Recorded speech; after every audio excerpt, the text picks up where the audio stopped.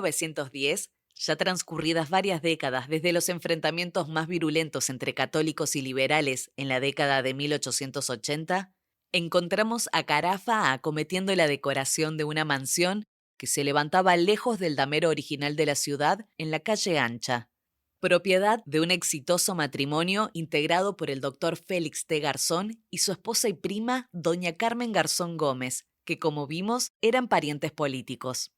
La pareja elegía una estética ostensiblemente francesa para su morada, que contrastaba tanto con el barroco español como con el sobrio estilo neoclásico, procedente de Italia, que animaba la retórica arquitectónica pública y religiosa de entonces. Como los planos y materiales se encargaban a París, y de allí enviaron un modelo de petit hotel ideal para una esquina, el diseño original debió adaptarse ante la realidad del terreno disponible, bastante estrecho y con edificaciones a ambos lados. La inauguración misma de la casa en diciembre de 1910 fue un verdadero potlatch. Su primer huésped fue nada menos que el sucesor de Figueroa Alcorta, el doctor Sáenz Peña, presidente de la Nación desde el 12 de octubre de ese mismo año en su primera visita a Córdoba. Debemos aclarar que las razones de tanta acumulación de mana o poder simbólico en la casa y en sus propietarios eran tanto privadas y familiares como públicas y estatales, ya que Félix Garzón fue electo gobernador, asumió el 17 de mayo, y su programa de residencia privada, iniciado en 1905 con la compra del terreno y su encargo al arquitecto Harry y al ingeniero Lanús, culminó en la realización festiva de un triunfo tanto doméstico como público, ya que la casa recién inaugurada fue proclamada gobernación. La primera dama provincial, Carmen, tuvo gran responsabilidad en las producciones de arte menor que acompañaron o que dieron sitio a esta proclama, que debía ajustarse además al protocolo de visita presidencial, un verdadero acontecimiento desde el punto de vista político y social y, por tanto, un excelente tablero, arena o escena para la exhibición y acomodación de credenciales sociales. López Cepeda insinúa que no fue Félix, sino Carmen, la comitente de la pintura de Carafa, Sueño veneciano, así como la responsable de la estética de la morada, opinión que me parece muy acertada. La pintura es una obra que ha pasado inadvertida, puesto que se la ha considerado arte menor o decorativo, y así durante varios años permaneció invisible a los visitantes de la sala Precursores del Arte, en cuyo techo se encuentra. Actualmente se halla debidamente iluminada en el Museo Genaro Pérez, en que se convirtió casi sin cambios el palacete de los Garzón Garzón. Mi hipótesis es que la personalidad atractiva y emprendedora de Carmen alentó e inspiró la temática de la pintura.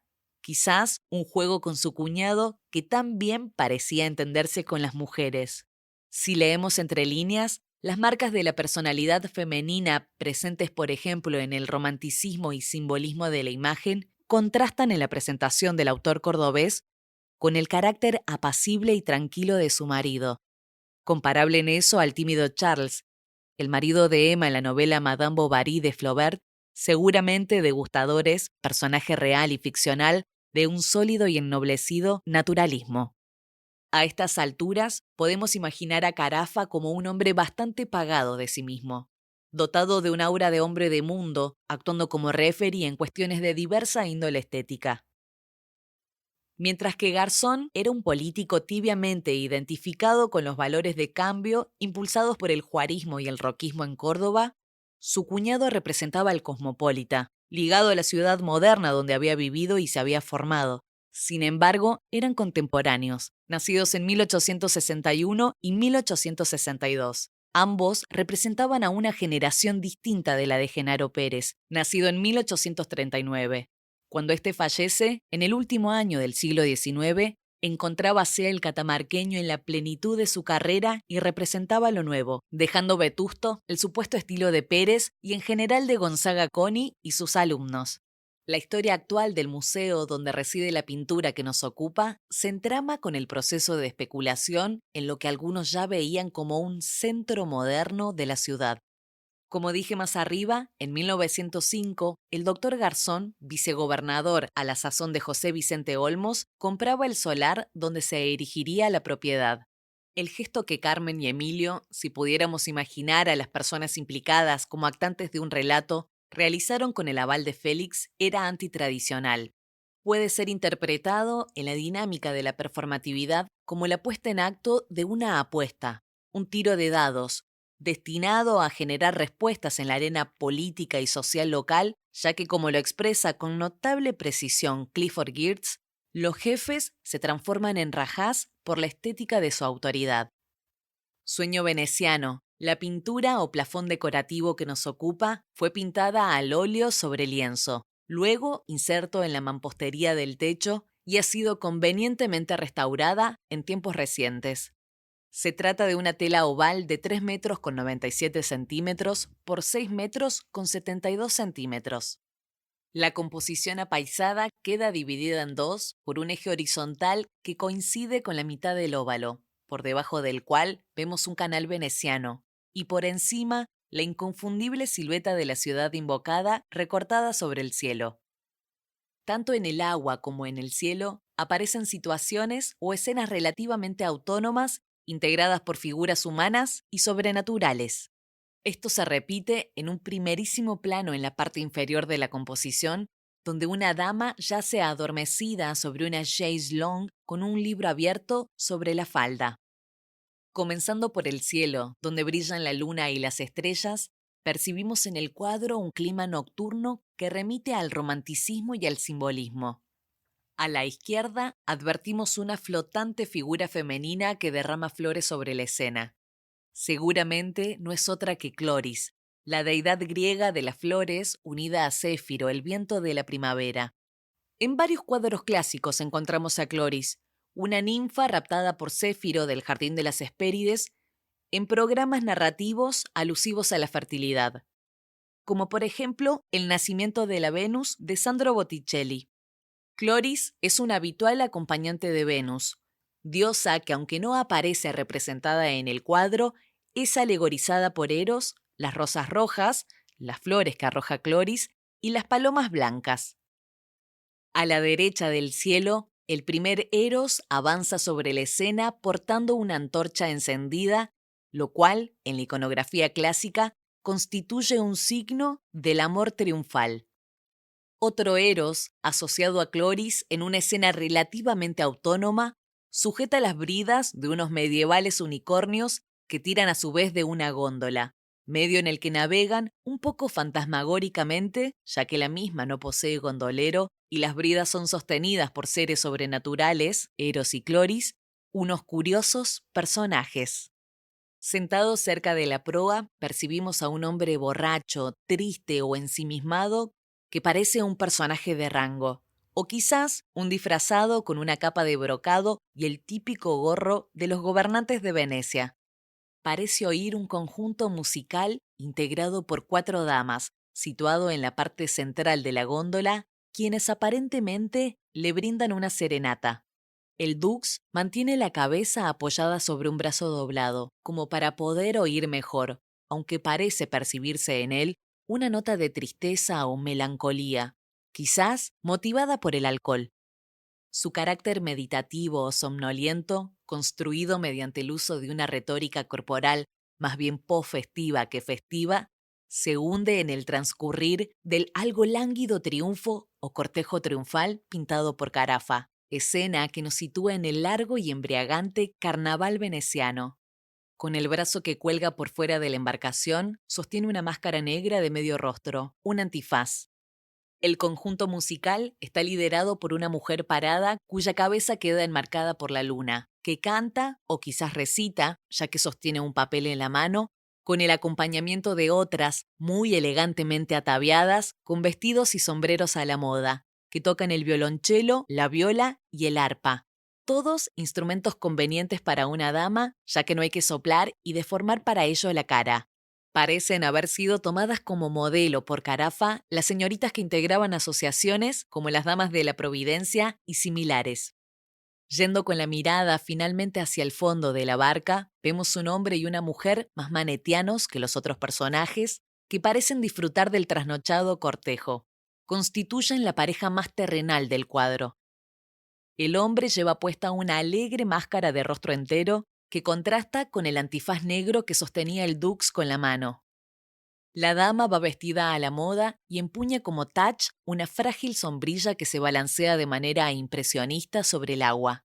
La otra dama, que dejamos yacente en el primer plano, compone una escena relativamente autónoma con un partener sobrenatural. Otra vez Eros, en su tercera y última aparición en la pintura de Carafa. Ella duerme o se deja embriagar como el dux por la música que éste oye y ella imagina.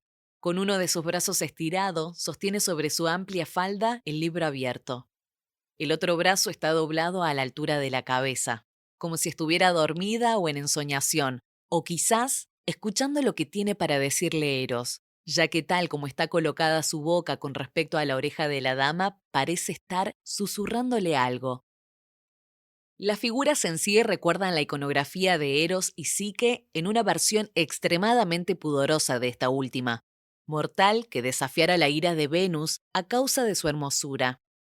Cuando el cuadro fue pintado, aún mantenían su vigencia los debates sobre el cuerpo femenino que habían adquirido gran virulencia en la década de 1880. Las poses y modales convenientes para una mujer de la buena sociedad eran de gran importancia para las clases altas y las emergentes clases medias que las imitaban hasta la exageración. La mujer ensoñada en el cuadro posiblemente era una alegoría a Doña Carmen, que aparecía proyectada en la obra según un modelo genérico, la mujer lectora, un poco escandalosamente acostada junto a Eros, aunque vestida de pies a cabeza. El pariente y amigo de la dama pareció haber tomado como modelo para su representación un prestigioso retrato del estilo rococó, el que François Boucher realizó en 1758 de Madame de Pompadour para satisfacer un encargo de la propia retratada, ya fuera que el pintor argentino hubiera visto personalmente el cuadro en Europa o que lo conociese por descripciones o reproducciones. El tema del cuadro es Jeanne Antoniette, favorita del rey de Francia y principal difusora del rococó, reclinada sobre un árbol, dormida con un libro abandonado en su falda. Estas, entre otras referencias, permiten conectar temáticamente esta obra con el estilo rococó, al cual nos lleva además dos paneles nativos como la pintura de la casa, con tapicería al estilo de gobelinos, una de las industrias estéticas patrocinadas justamente por la marquesa. El tema de estos es la fiesta galante. Superpuesta a esta erótica barra poética festiva del cuño rococó, se suman otras tradiciones como una carnavalesca, donde la máscara barroca, romántica, grotesca y anticlerical adquiere un lugar relevante.